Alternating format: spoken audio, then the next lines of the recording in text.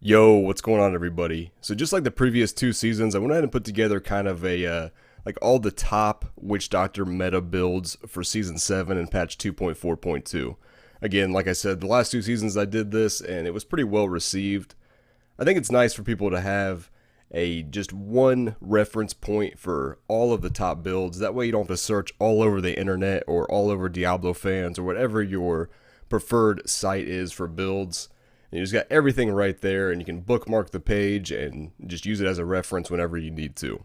I like to have it for myself, and hopefully you guys like that as well.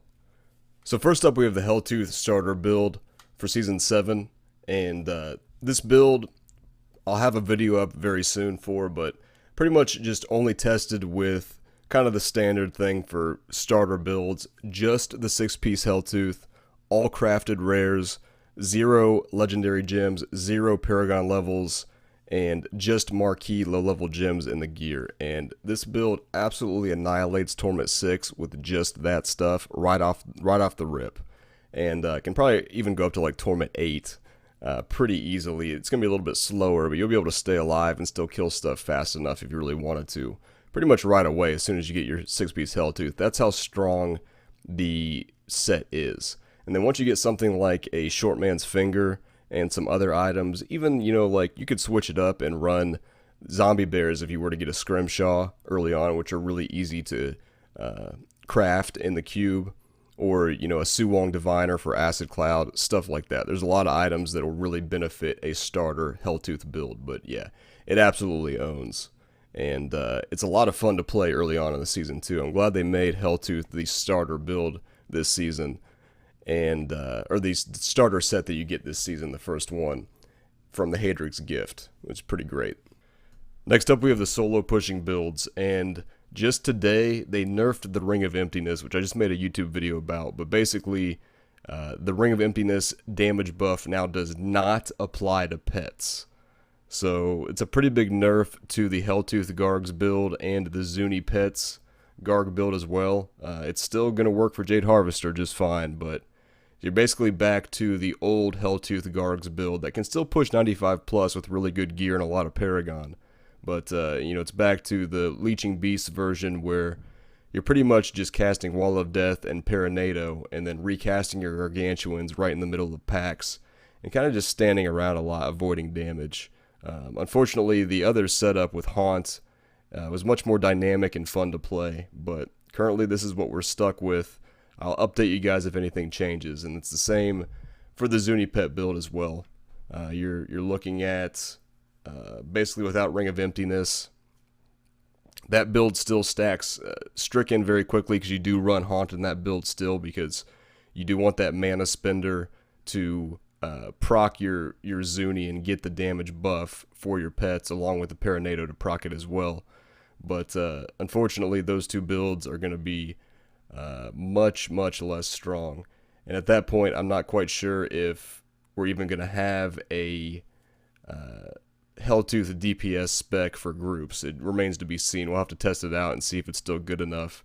More than likely what that's going to do is just open up a lot of other builds in the game for the DPS slot in the 4-player group meta. I would assume there's probably a good deal of other builds that are on par with Gargantuans at that point without that 300% extra damage from the Ring of Emptiness. Then we've got the Jade Harvester 90 plus solo pushing build. It's not going to be able to push as high as Gargantuans with Helltooth, but it can definitely push up into the 90s, and if you really enjoy Jade, it's something that you can definitely place on the leaderboards with if you want to, especially once you get some really good augmented gear for it and get the playstyle down. It's more difficult to play properly, and it's still a very squishy build overall. But with that said, I think it's the most fun to play out of all the pushing builds, and it's something that I'm going to try to push with. In the end, more than likely, in the season, I'll still be trying to push with Helltooth, but Jade's something I definitely want to toy around with a little bit more. Then we've got the Zuni Pets 90 plus G-Riff build. Plays very similarly to the Helltooth build. As far as Torment 13 builds go, I only have 2 up at the moment, the 2 that I think are the best. You got the Helltooth Garg's Angry Chicken T13 speed build. Very similar from last patch. It's basically the same thing. The biggest difference is last patch with the buffs to Helltooth, we didn't really need Furnace in the cube anymore, so we're running Thing of the Deep. Well, we're back to Furnace in the cube on T13, just to make sure that you're killing those elites and champions as quick as possible, because the way the build works for the most part is you jet around with Angry Chicken, and you just go from elite and champion to elite and champion and kill them as quickly as possible to get those DBs, especially, because a lot of what you're doing on Torment 13 is farming for the DBs, obviously farming for gear, and then trying to get through the rifts as quickly as possible to get as many greater rift keys as you can. And then we got the Jade Harvester Torment 13 speed build, which I think is much more fun to play than the Helltooth Garg's Angry Chicken build, at least in my opinion. But again, I love Jade Harvester in general. And it's very fast. It's probably a little bit slower overall, simply because you have a lot of setup time with Jade Harvester. You have to get the haunts on the enemies. You're going to run Wormwood in the cube again to just cast Locust Swarm passively for you, and then you have to then Soul Harvest to blow up the enemies. So there's a little bit of setup time involved, whereas a lot of other classes have specs like Wizard and Monk that, you know, you just hit one button and bam, you're blowing stuff up, opposed to all that setup time you got with Jade. But the way it works, really, it's pretty simple. You want to run Haunt Resentful Spirits to cast 2 haunts at once, and then the Haunting Girdle to get a 3rd haunt cast every time you cast it, so you're getting 3 at once. So for the most part, you're going from Elite and Champion to Elite and Champion again in this build, and you're going to more than likely cast Haunt twice and then Soul Harvest.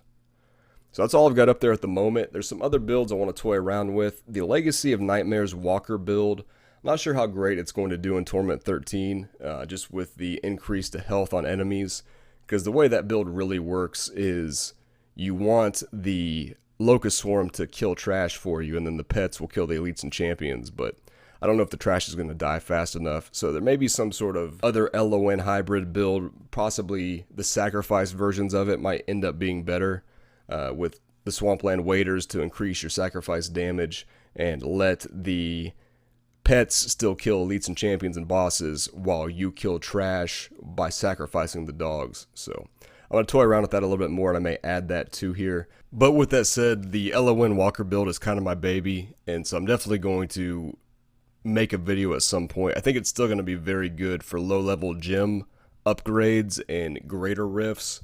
I just think you're going to have better options for Torment 13 builds, but I still, more than likely, for, you know, anywhere from 25 to 60-ish, it's still probably going to be one of the better, if not the best, gym leveling builds for the low-level stuff for Witch Doctor. So I will probably add it up at some point.